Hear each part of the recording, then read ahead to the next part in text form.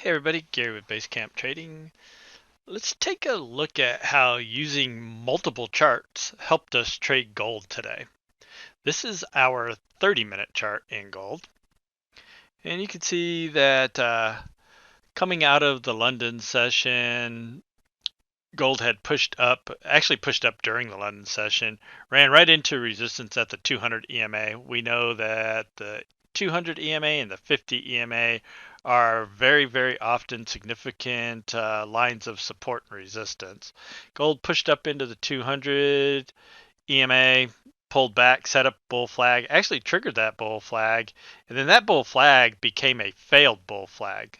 And we know that often failed bullish turns bearish, and that's what happened here. Gold ended up triggering that bull flag, set up a reversal doji, triggered the reversal doji to the downside, made that a failed bull flag, and then gold started working its way lower.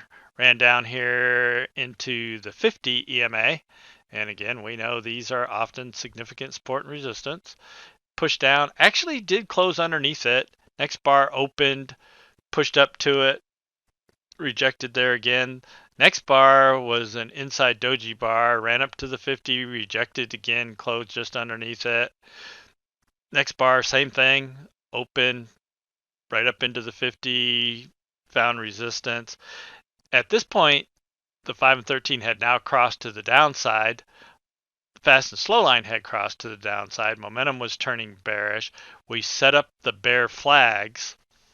This next bar open actually broke above the 50 temporarily and then back underneath it, and then nice strong push to the downside, triggered in the bear flag, triggered a bearish inflection on momentum, confirming that bear flag, and then gold made a nice push down off of this initial entry. And then we hit significantly undervalued. Right here you can see this bar. We hit significantly undervalued on our value charts. And we know that when we hit significantly undervalued, one of three things are going to happen. We're going to pull back, we're going to go into consolidation, or we're going to reverse.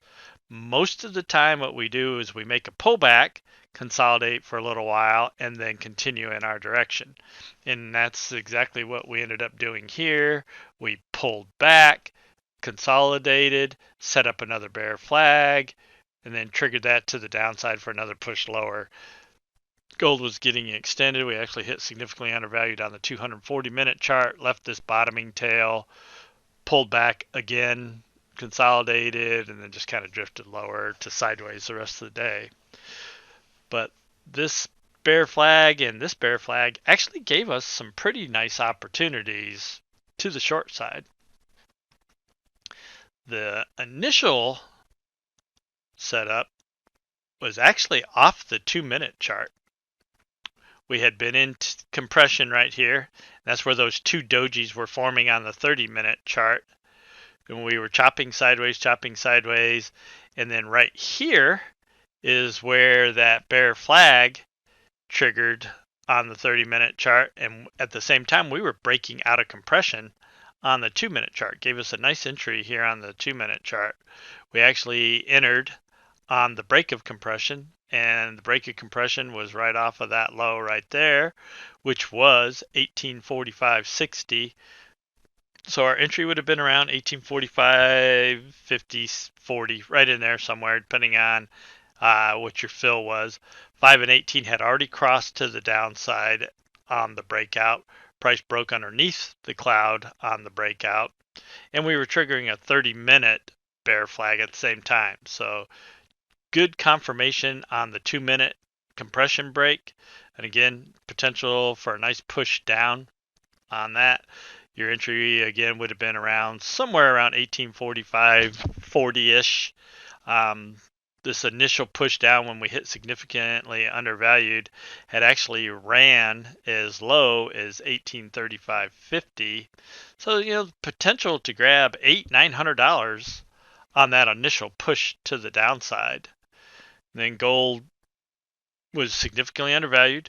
It pulled back, consolidated sideways for a little while, triggered that next bear flag, which was right in here, gave us another nice bear flag entry off the 2-minute chart for yet another push down. was actually managing the trade after we got the initial entry off the 2-minute chart, was actually managing the trade off of the Renko chart. And here is our Renko chart. And then right in here is where we were getting that compression. Didn't have really well-defined compression on the Renko chart, but we were getting that well-defined compression on the 2-minute chart. 2-minute chart triggered in, and then we were able to manage this using Trender Pro 2.0 off the Renko chart. Nice push down, little pullback, set up the Trender Pro 2.0 wick off the 18. Another nice little push down. Right in here is where we had hit significantly undervalued. So this was a good place to take our profits. And then we were significantly undervalued on a 30-minute chart. Started to pull back, and you can see this is where we made that pullback off that 30-minute chart. Kind of drifted sideways again. Actually triggered a trend reversal breakout to the downside on this chart. Still chopping sideways on the 30-minute chart. And then we set up this slow line zero touch out of the cloud as we were triggering that 30-minute bear flag on the 30-minute chart.